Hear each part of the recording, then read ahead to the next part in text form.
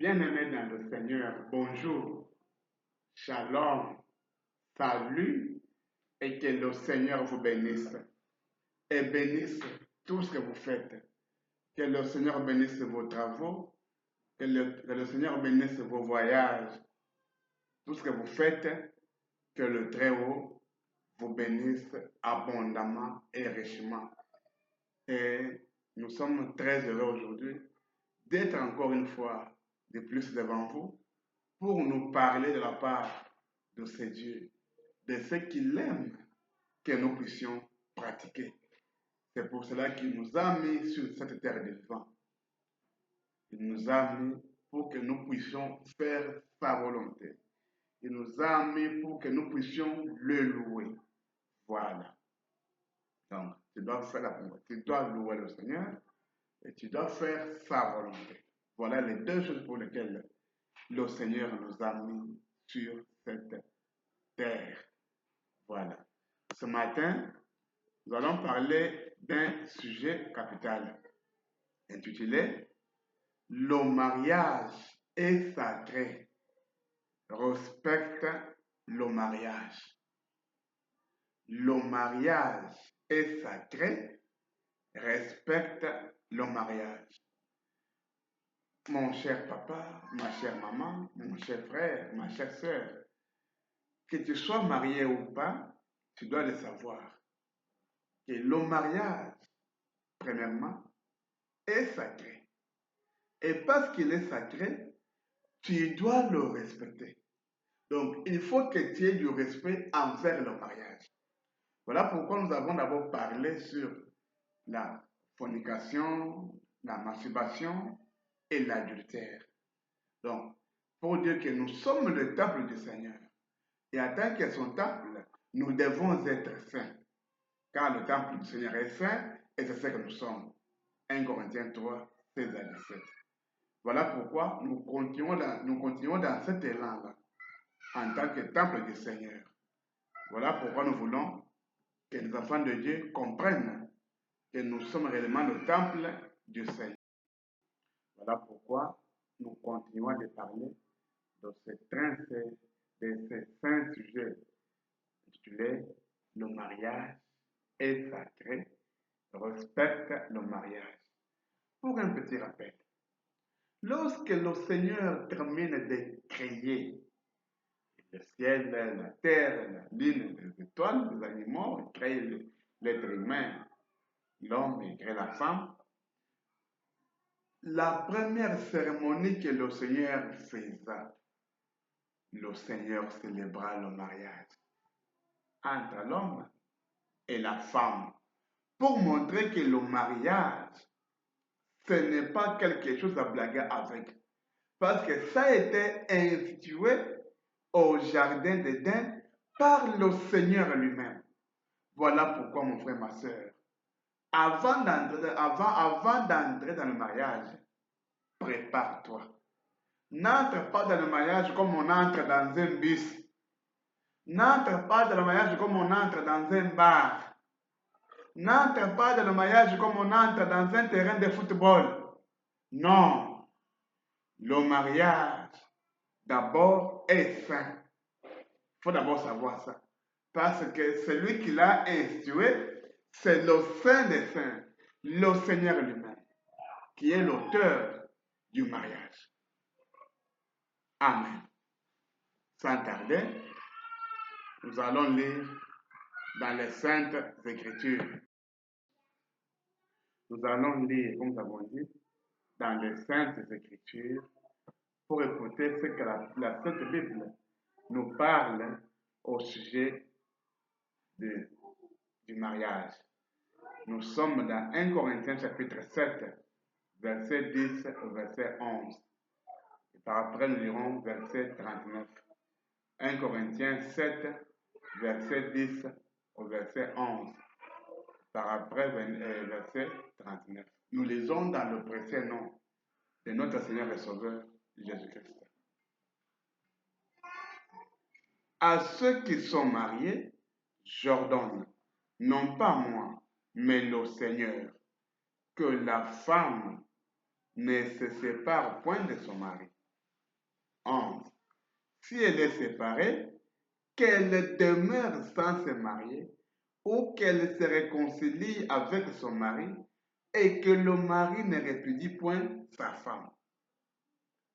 39. Une femme est liée aussi longtemps que son mari est vivant.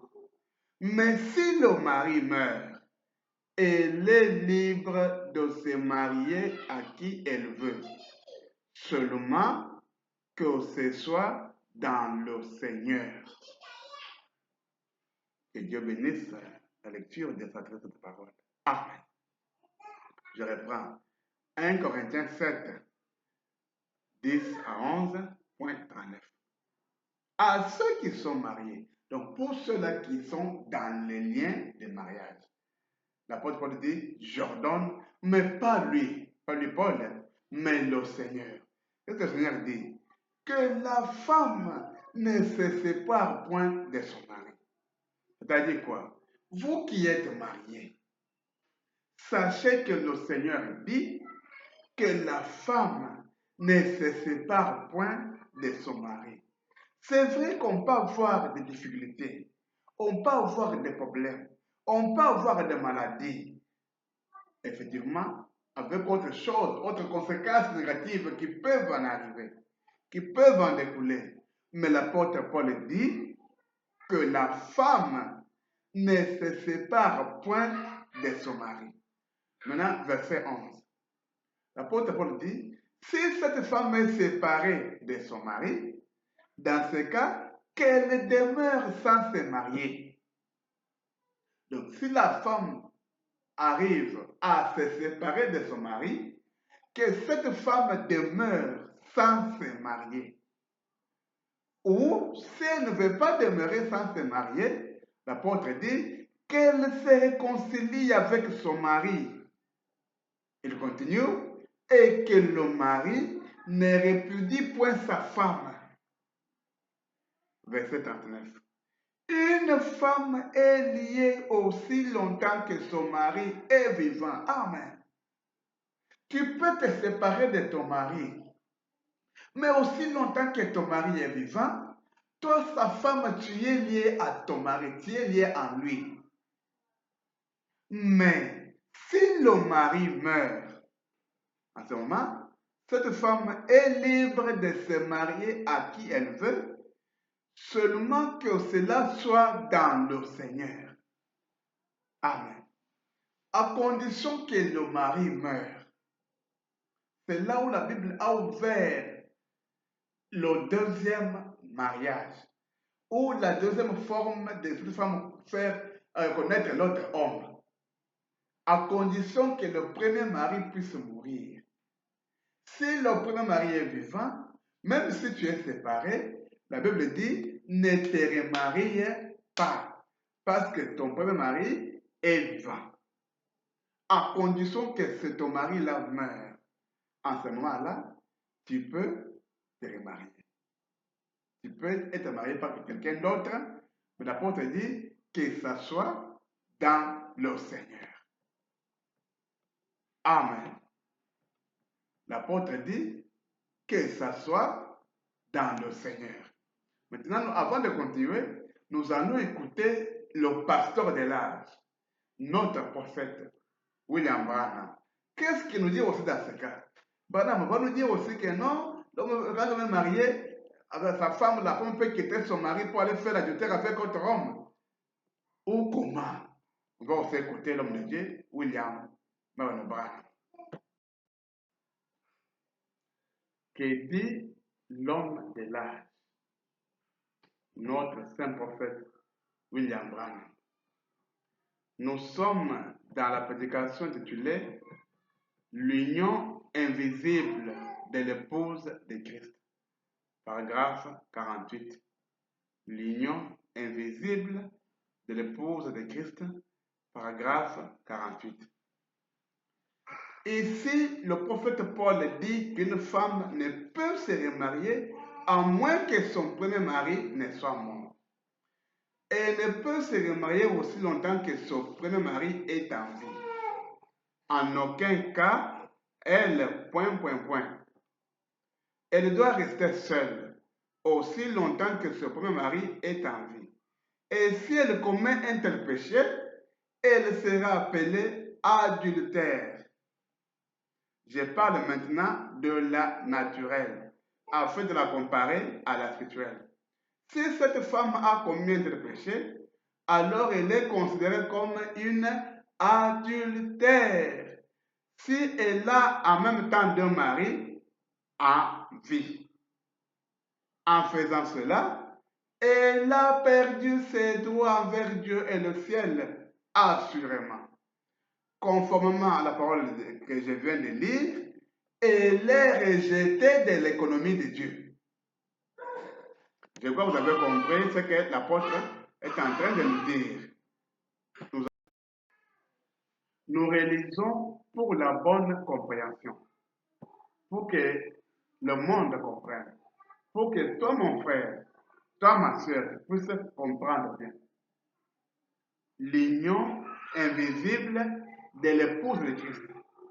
Paragraphe 48. Paragraphe 48, pardon. Ici, le prophète Paul dit qu'une femme ne peut se remarier à moins que son premier mari ne soit mort. Elle ne peut se remarier aussi longtemps que son premier mari est en vie.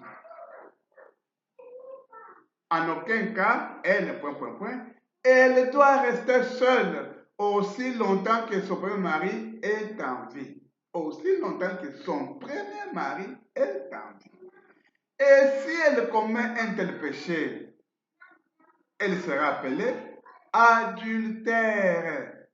Je parle maintenant de la naturelle afin de la comparer à la spirituelle. Si cette femme a commis un tel péché, alors elle est considérée comme une adultère si elle a en même temps deux maris en vie. En faisant cela, elle a perdu ses droits envers Dieu et le ciel assurément. Conformément à la parole que je viens de lire, cette femme est rejetée de l'économie de Dieu. Amen. Pour dire que aucune femme ne peut avoir deux maris en vie. Tu dois avoir ne fût-ce qu'un seul mari. Celui qui t'a épousé. C'est celui-là ton mari.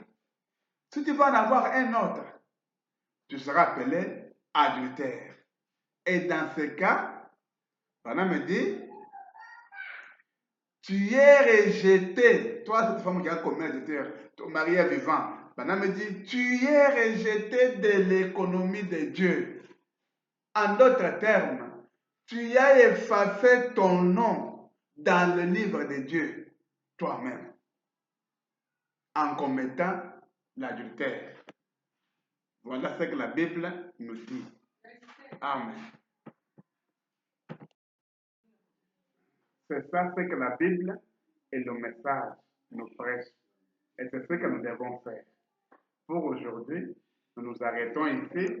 Que Dieu du ciel vous bénisse, bénisse vos travaux et bénisse tout ce que vous faites. Nous allons continuer prochainement avec le même thème. Que Dieu vous bénisse. Ciao.